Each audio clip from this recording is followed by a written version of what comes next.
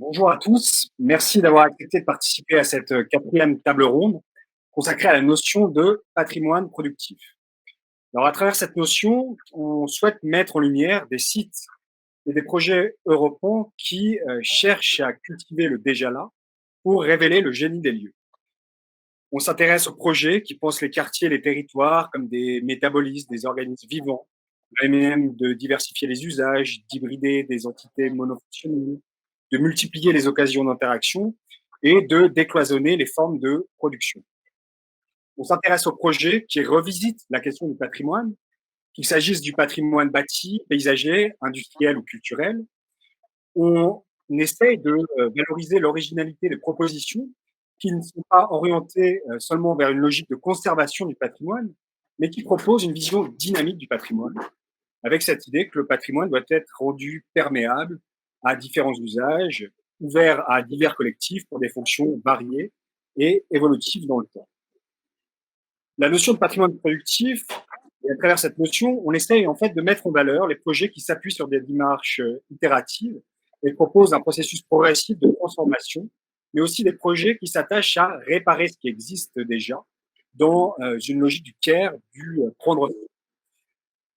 Ces projets tentent de reconstruire la ville sur la ville, ils s'intéressent aux ressources invisibles, aux énergies, à ce qui naît, ce qui se transforme, ce qui se recycle, ce qui est en processus.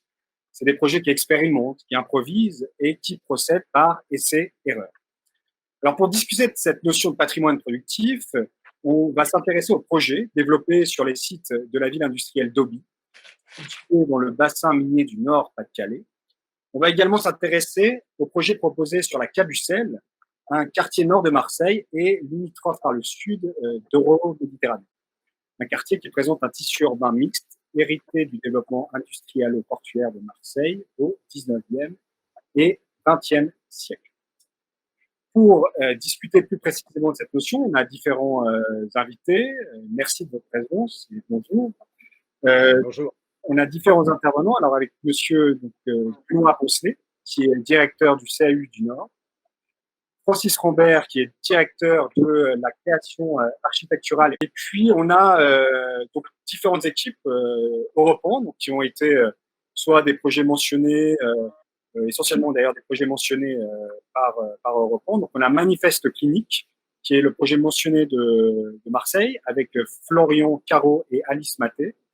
On a le projet Learning from Marseille, qui est également un projet mentionné sur Marseille, donc avec Lucille Hadot, et puis le projet Productive Synergie, un projet mentionné d'Obi, avec la présence d'Ariane Jean-Marie Désiré et de Grégoire Simonin. Donc, première question, je me tourne vers vous, Francis Rambert. Les premières questions sur cette question et cette notion de patrimoine productif.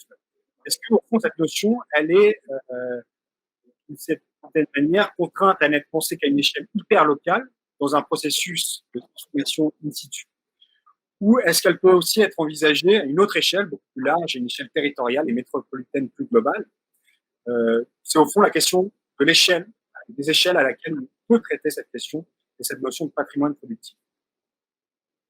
Alors pour répondre justement, je vais rebondir sur le mot échelle. Pour moi, je vais partir de certaines icônes. L'icône pour moi de la transformation d'un patrimoine productif, c'est vraiment le Lingotto à Turin.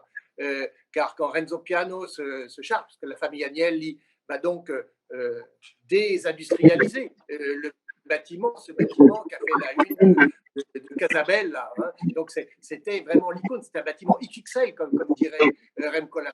Eh bien, de ça, un bâtiment monofonctionnel qui fait 500 mètres de long, en faire un bâtiment multifonctionnel avec université, centre commercial, auditorium, bureau, hôtel, et j'en passe des meilleurs, on a déjà là l'icône, justement, de ce que c'est qu'un patrimoine productif, justement, pour la ville. Sachant que l'usine était en périphérie.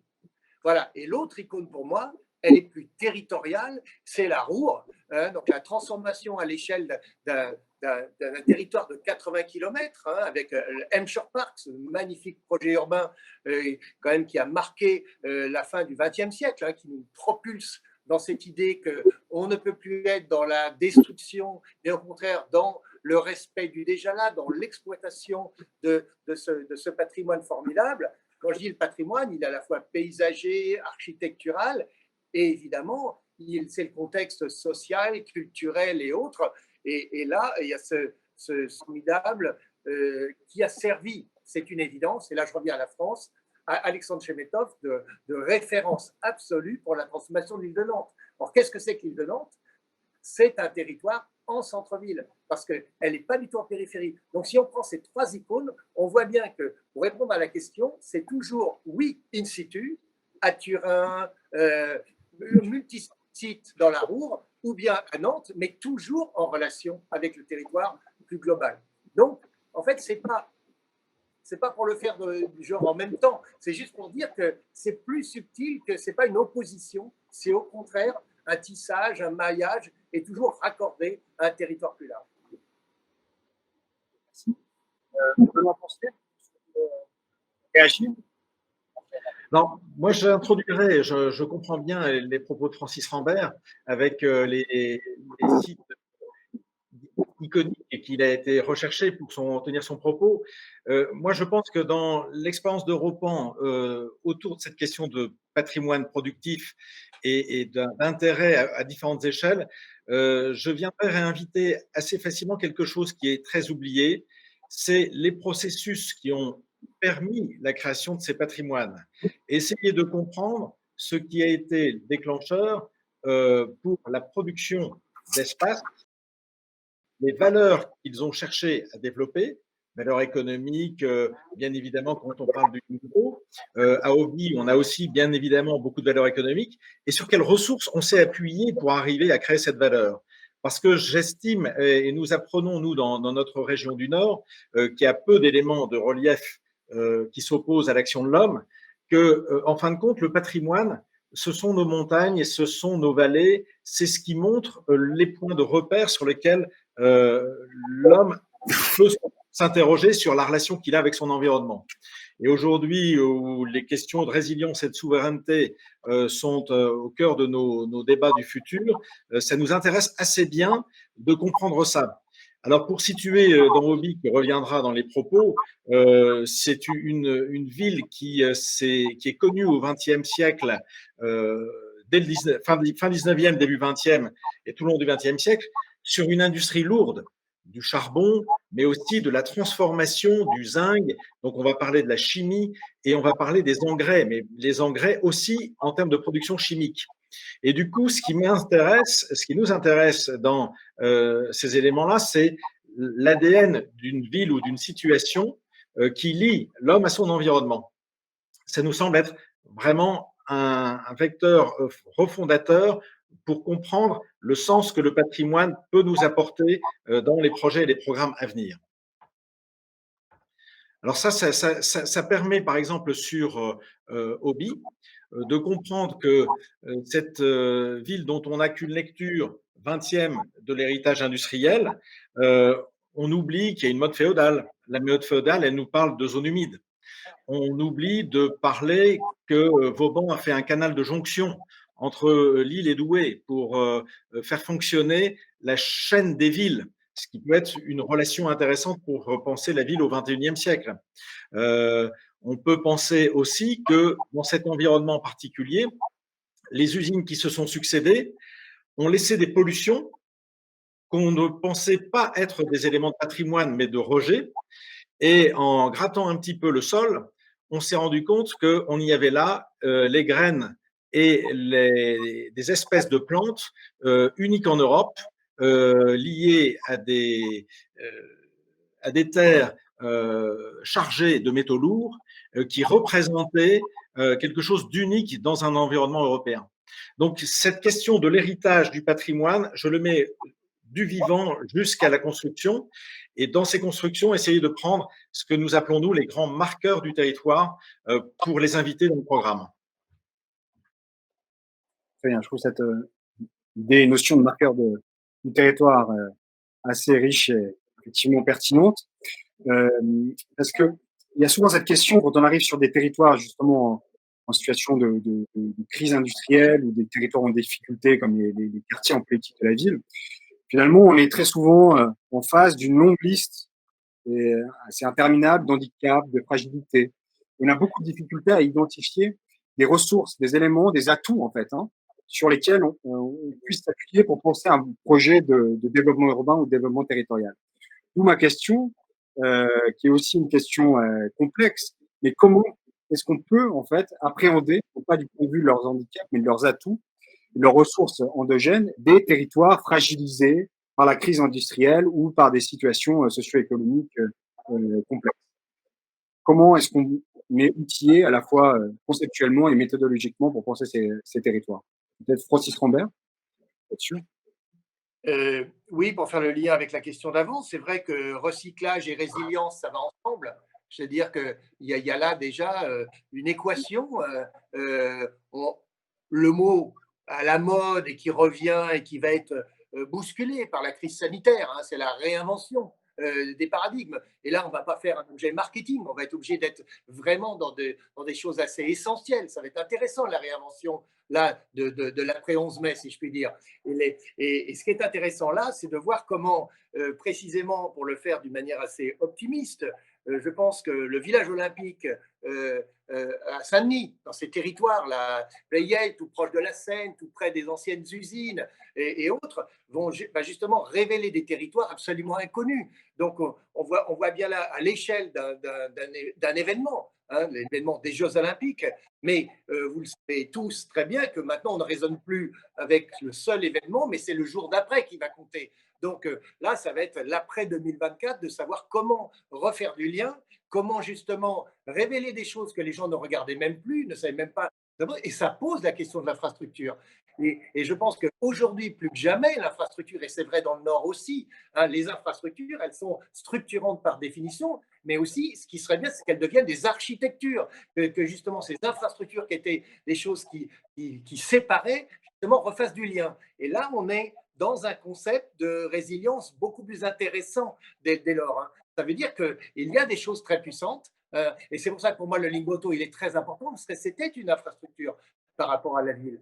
Mais certes, au profit d'une industrie très monofonctionnelle, mais quand même, maintenant, on voit qu'il est complètement ouvert sur le paysage, les Alpes et autres, avec ce balcon magnifique en cinquième façade. Donc, on voit bien que là, sur la question territoriale, résilience et recyclage, c'est complètement imbriqué. Donc, il y a là à chercher, et le moteur, puisque quand même le thème de Repense c'est la ville productive, on ne le dira jamais assez, c'est d'abord la ville mixte. Hein, c'est-à-dire qu'il faut absolument enfoncer ce clou et que la diversité d'usage soit justement le ciment de cette résilience. Parce que sinon, on va recommencer dans une sorte de zoning. Alors ici, on va faire du sport, ici, on va faire ça. Mais non, il faut tout mélanger et le faire, non pas dans un désordre, mais au contraire dans une vision transversale et extrêmement productive pour la société. Merci. Benoît Poncet, peut-être une réaction ou des réactions? Oui, alors quelques réactions. Je pense que dans notre histoire de notre région, on a vécu des grands temps de rupture, de guerres qui ont fait des tabula rasa assez fortes, et puis la perte de l'industrie et les enjeux de la reconversion. Je dis ça parce qu'effectivement, le contexte d'aujourd'hui, on va parler de rupture et on va peut-être parler aussi du temps qui s'arrête. Le temps qui s'arrête est intéressant parce qu'on voit la nature revenir. Et je pense que souvent, dans notre accélération du temps de notre époque, on a oublié le temps de la nature en ne réfléchissant que par des prismes du temps anthropique ou de l'action anthropique. On s'est beaucoup intéressé côté du CAU avec des partenaires qui connaissent très bien la géologie de notre environnement, comment s'inscrire dans un regard très très long, y compris celui du climat, qui nous donne d'autres perspectives. Parce qu'il nous semble intéressant dans la question patrimoniale liée au territoire productif, c'est d'y associer cette dimension de quelles sont les ressources dont on dispose et surtout, quelle est la place de l'homme dans cet environnement pour qu'il fasse à nouveau ces interactions et ces liens, pas seulement entre eux, pas seulement entre les hommes, mais avec l'environnement et avec les composantes de la nature. Je vais prendre dans le bassin minier, c'est vrai à Obi, il y a des effondrements miniers qui, aujourd'hui, jouent encore. La présence de l'eau est aujourd'hui oblige à pomper pour maintenir ce sol hors d'eau. Si on raisonne sur ce dont on dispose sans comprendre ça, eh bien, j'installe et je fais fonctionner des pompes à Obi jusqu'à la nuit des temps. Et je pense qu'effectivement, ça n'est pas la raison qui nous est demandée aujourd'hui. C'est bel et bien de comprendre notre place dans un temps et un espace plus long pour repenser les liens et modestement les liens auxquels participe ou contribue l'homme en essayant et en faisant en sorte que le vivant soit effectivement imbriqué, comme le dit Francis Rambert, dans toutes ses dimensions. Je crois pour aller dans ce sens que les mots flexibilité et réversibilité, ils sont plus que jamais à l'ordre du jour par rapport à ça. Hein. C'est-à-dire qu'on ne peut pas être, encore une fois, je ne voudrais pas être obsessionnel sur la question du monofonctionnel.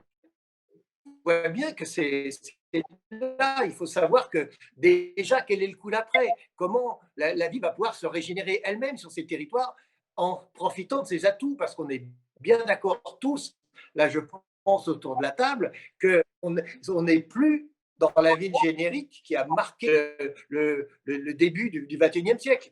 Et donc on est dans l'hyper spécifique. Les questions du Nord ne sont pas celles qui sont à Caen. On se souvient, par exemple, du projet de Dominique Perrault sur le grand site industriel là, énorme.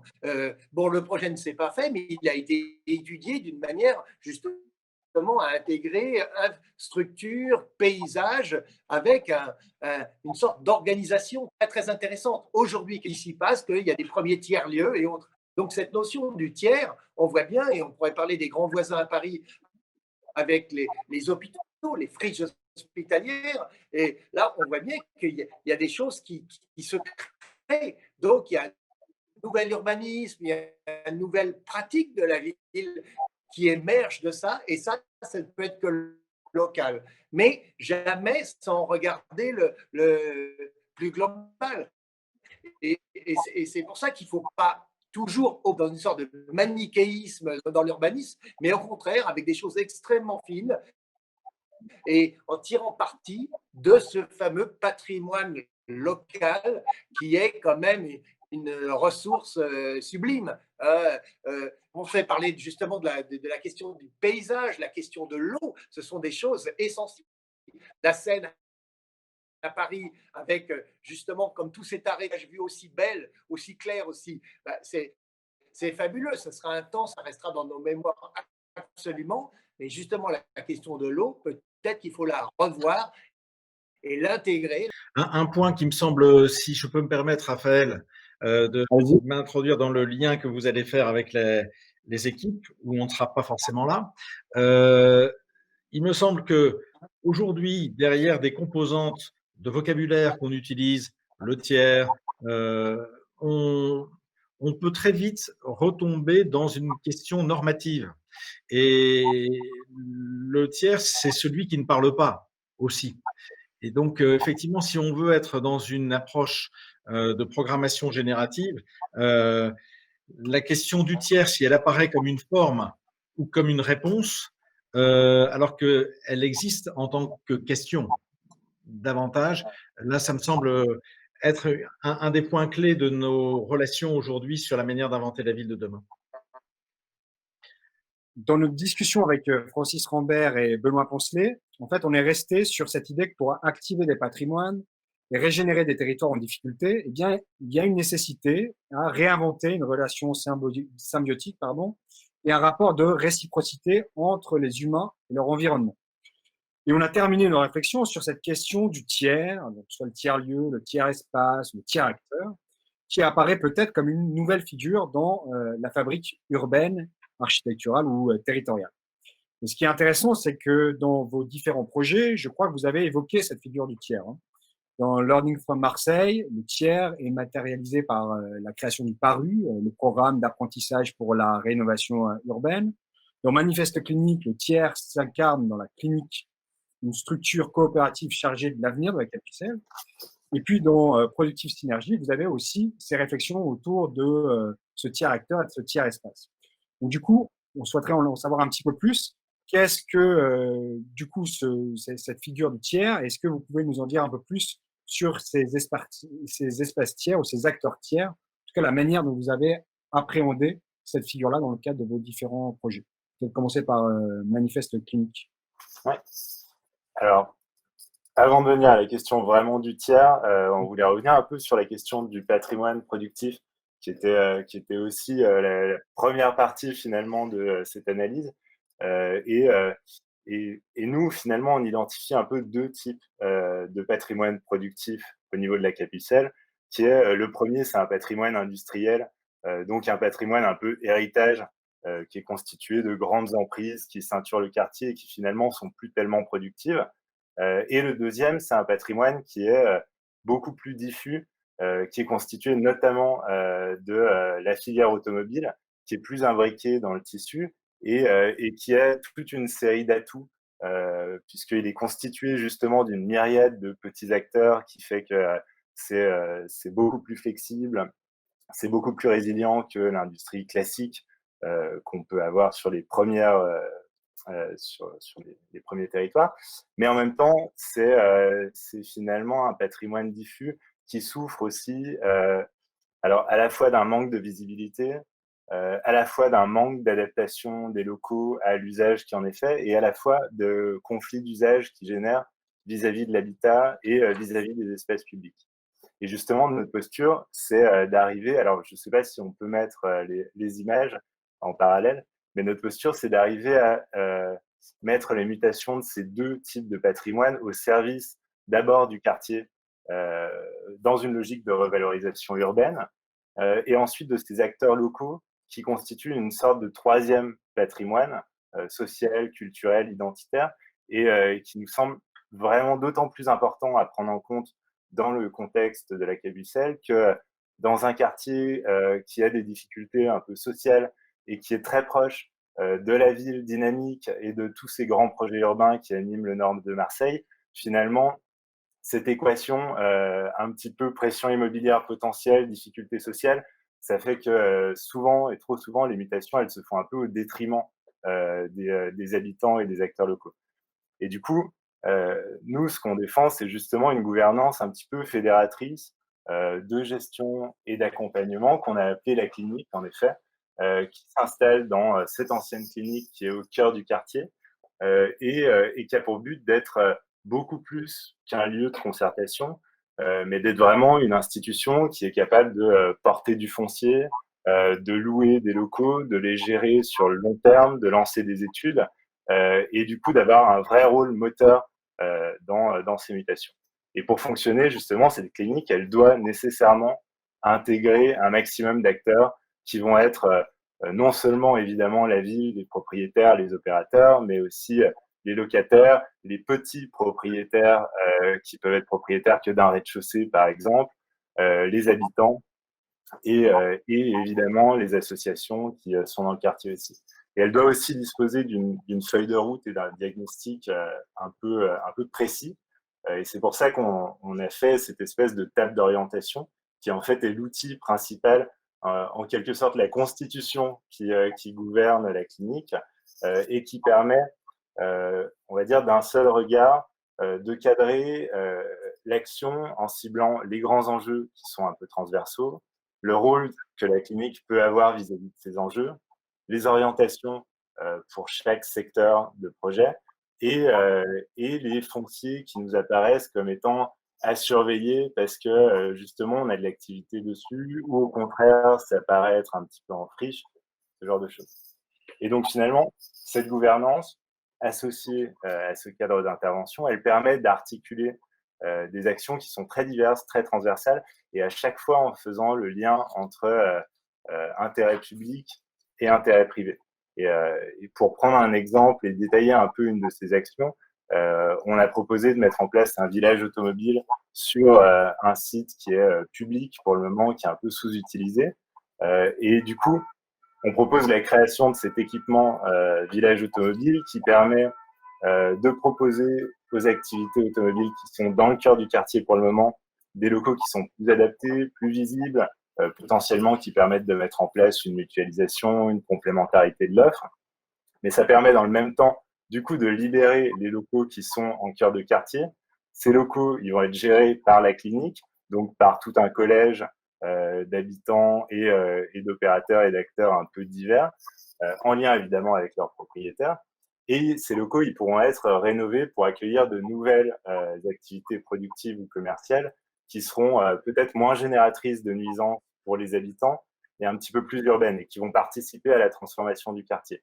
Et potentiellement, elles seront issues ou accompagnées par l'école de la deuxième chance, par le carburateur, qui sont des acteurs qui sont présents dans le quartier et qui accompagnent déjà un petit peu ces petites boîtes. Tout ça pour dire que globalement, là, en fait, en détaillant une seule action, et on en a évidemment plein d'autres, déjà, on a une dizaine d'acteurs qu'il apparaît important de mobiliser au sein de cette gouvernance de projet. Donc, évidemment, avec toutes les autres actions, on a une espèce de multiplicité d'acteurs. Et finalement, ces espèces de grosses opérations tiroirs à l'échelle du quartier, où on cherche à chaque fois la péréquation entre les opérations qui rapportent de l'argent, celles qui ne peuvent pas en rapporter, mais qui ont un effet vraiment positif sur le quartier. Elles sont possibles, ces opérations transversales, uniquement parce qu'on intègre le tiers de manière très large et très active au sein de la gouvernance. Et finalement, ça permet de dépasser et d'intégrer les logiques de chaque acteur qui sont assez souvent contradictoires quand même. Et l'objectif final, c'est évidemment d'avoir une dynamique de projet à l'échelle du quartier qui soit durable parce qu'en fait, elle sera portée par des habitants, par des acteurs locaux et pas par des professionnels de la ville qui sont plein de bonnes idées, mais qui finalement, à un moment, vont partir. Et finalement, c'est le côté durable est assuré par cette intégration des tiers. Donc, merci beaucoup pour cette présentation. Donc, je vous passe la parole. Donc, l'équipe de Productif Synergie, pour savoir comment est-ce que, déjà nous présenter votre projet, et puis nous raconter un petit peu la manière dont vous avez traité cette question du tiers. Okay. Déjà, on voulait juste revenir un petit peu sur le contexte et donc préciser que Oby, c'est une petite ville en fait, du bassin minier du Nord-Pas-de-Calais qui connaît aujourd'hui un essoufflement de son activité et de son attractivité. Mais il faut savoir que ça n'a pas toujours été le cas puisqu'elle a été marquée par plusieurs vagues de pollution qui ont laissé une empreinte sur l'histoire économique, mais aussi sur le paysage et le territoire et puis la société elle-même. En fait. Du coup, aujourd'hui, l'ambition, c'est bien de répondre à la problématique de régénération urbaine à travers une gouvernance qu'on souhaite durable et la volonté d'Oby de faire une ville solidaire. La ville, elle a déjà initié et mis en œuvre des politiques publiques ambitieuses qui s'appuient sur véritablement une tradition des rapports de solidarité qui sont inscrits dans l'histoire de la ville. C'est assez important en fait, de bien comprendre cette solidarité qu'il y a dans le bassin minier et que la ville d'Oby souhaite axer son projet dessus. Et donc, en fait, pour revenir à la question du patrimoine productif et de la gouvernance urbaine, pour nous, ça nous semble évidemment intrinsèquement lié. Surtout dans ces territoires qui sont souvent stigmatisés et puis désœuvrés. Pour nous, il est important de s'appuyer sur les richesses locales pour définir des processus de mutation qui se veulent du coup durables et résilients. Du coup, notre travail a d'abord débuté par l'identification de ressources latentes qui considèrent vraiment l'humain, la solidarité et le territoire comme des leviers d'action. L'objectif est de penser le projet pour ses usagers, où l'humain constitue véritablement une ressource majeure. Et après ces premières réflexions, on a orienté notre travail vers l'élaboration d'une synergie qui prend la forme d'un cycle qui propose d'activer 3 vecteurs de production qui agissent en complémentarité. Voilà. Alors, le premier vecteur, justement, il a pour objectif la valorisation des ressources matérielles existantes par la promotion du réemploi, par la promotion de la réparation. Et cela se concrétise par la création d'une ressourcerie qui sera une véritable polarité urbaine et qui prendra place dans le nouveau quartier du Château d'Eau. Donc là, par exemple, quand on parle de tiers, dans cet exemple-là, c'est véritablement l'appropriation de la chaîne de production, l'appropriation de l'accès à la ressource par les différents acteurs locaux et par les habitants. Le second facteur consiste à la mise en place d'un réseau de maisons de quartier en gestion participative et agissant réellement comme des tiers-lieux. Donc ces maisons de proximité, elles seront à disposition des habitants et elles deviendront alors des véritables catalyseurs de lien social, d'apprentissage et de transmission du savoir. Donc elles permettront justement de valoriser cette production sociale, de valoriser l'apport que chacun peut avoir et de valoriser finalement la connaissance que chacun souhaite acquérir pour des ambitions professionnelles, mais aussi personnelles ou aussi de loisirs. Le troisième facteur qu'on propose de mettre en place, c'est un outil économique à disposition de la ville pour valoriser l'utilisation des ressources existantes, mais délaissées par le système actuel. Donc cet outil, ce serait une monnaie locale complémentaire. Donc en fait, la monnaie locale complémentaire, c'est typiquement l'appropriation de l'outil monétaire par les habitants, par la ville et par tous les acteurs qui souhaitent par tous les acteurs qui le souhaitent et qui participent à la vie de la ville. Et donc, cet outil, il permet de favoriser largement l'émergence d'une économie locale circulaire, mais aussi en soutenant la transition vers un système plus durable. Donc, toute cette synergie donc, qui est effectivement basée finalement sur l'apport des habitants et sur l'apport social, elle s'accompagne aussi d'une stratégie visant à créer des reliances urbaines et paysagères pour notamment intégrer le canal de la Deule dans le cœur des villes.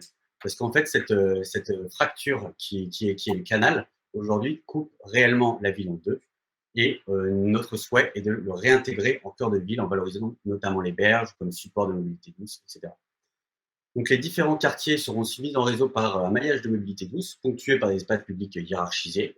Autant d'actions visant à créer une ville à taille humaine soutenue par des espaces publics appropriables et des rez-de-chaussée dynamiques. L'habitat rentre aussi dans le cadre de notre intervention. Les nouveaux quartiers ont été pensés dans le prolongement du tissu urbain existant, tout en réinterprétant la typologie de l'habitat minier. Pour conclure notre propos, on a souhaité mettre en place un processus reposant sur des ressources inhérentes au site, des ressources matérielles, économiques, mais aussi sociales, pour redessiner le territoire dans le temps avec les usagers. Très bien, donc merci pour vos présentations. Alors juste une dernière question, une question un petit peu prospective. Comment est-ce qu'au fond, on peut inverser le regard sur des territoires fragilisés, donc les quartiers en politique de la ville, par exemple, ou des quartiers, des territoires qui ont connu une crise industrielle? Et comment est-ce qu'on peut éviter, en fait, de les analyser, de les regarder seulement à travers une longue liste, en fait, d'handicaps et de problématiques et tout ça, mais d'identifier plutôt des atouts, des ressources latentes et peut-être invisibles. Donc, comment est-ce qu'on change de regard sur ces territoires et ces quartiers en difficulté? Est-ce que, du coup, vous avez des solutions, des propositions à nous faire, donc les membres du projet Manifeste Clinique?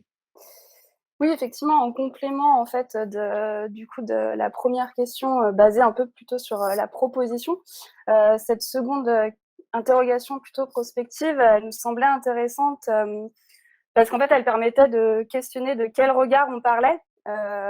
Pour nous, du coup, ça nous semble quand même très intéressant de se dire qu'on n'est pas sur un regard, mais au contraire sur, vraiment une diversité de regards et que c'est cette diversité de regards qui correspond à autant d'acteurs concernés sur un territoire donné et qui formalise en fait un ensemble de focales un peu chacun à ses lunettes, définies par ses connaissances du terrain, son vécu, son expertise associée.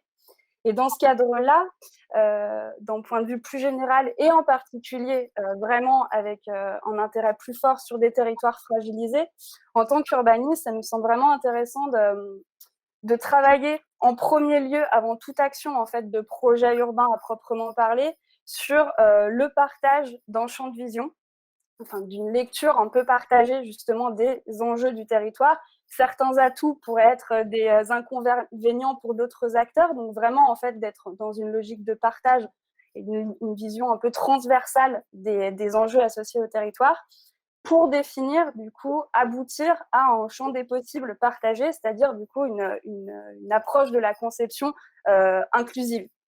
Et dans ce cadre-là, il y a un des regards du coup, ce qu'on a essayé de traiter et ce dont Florian a parlé dans le cadre de notre projet, qui est vraiment une importance à donner au regard des habitants sur leur propre quartier, c'est-à-dire soigner en fait la vision que les habitants portent sur leur propre quartier.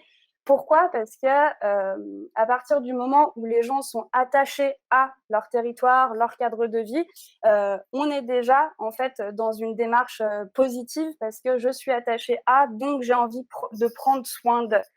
Et ça, en conclusion, pour aller assez rapidement, ça nous semble vraiment intéressant à retenir, en particulier dans les projets de renouvellement urbain, où on est toujours dans une forme un peu de stigmatisation, et donner une place, traiter, prendre soin de, c'est le fameux care là, dont vous parliez un peu dans l'approche du sujet. Elle est vraiment intéressante parce qu'en fait, elle permet déjà d'enclencher, avant toute action concrète sur l'espace urbain, d'enclencher un processus itératif et inclusif. Et du coup, dans ce cadre-là, de se dire, en fait, en premier lieu, je soigne le regard porté sur ce territoire. Et après, je peux me permettre de soigner l'espace urbain associé en fait à cette image. Et donc du coup, voilà, nous c'est un peu pour recouper avec le projet, c'est ce qu'on retrouve dans les logiques de la clinique, mais dans le point de vue plus élargi, ça nous semble vraiment intéressant cette logique de soigner, de prendre soin d'une image avant d'être dans l'approche très concrète et spatiale. Et par rapport à ça, juste pour finir, c'est que nécessairement on a conscience que c'est des temps de projet beaucoup plus longs qu'une approche, on va dire, plus classique, plus traditionnelle du projet urbain. Pour autant, ça nous semble vraiment un préalable qui assure vraiment en fait un projet beaucoup plus durable, un renouvellement beaucoup plus durable et inclusif en fait de ces territoires fragilisés. Voilà. Merci beaucoup. Donc, on retiendra cette idée de prendre soin des gens, des quartiers, des territoires. C'est un peu la base de ce qui peut faire les nouveaux projets de régénération urbaine. Merci à vous. Merci.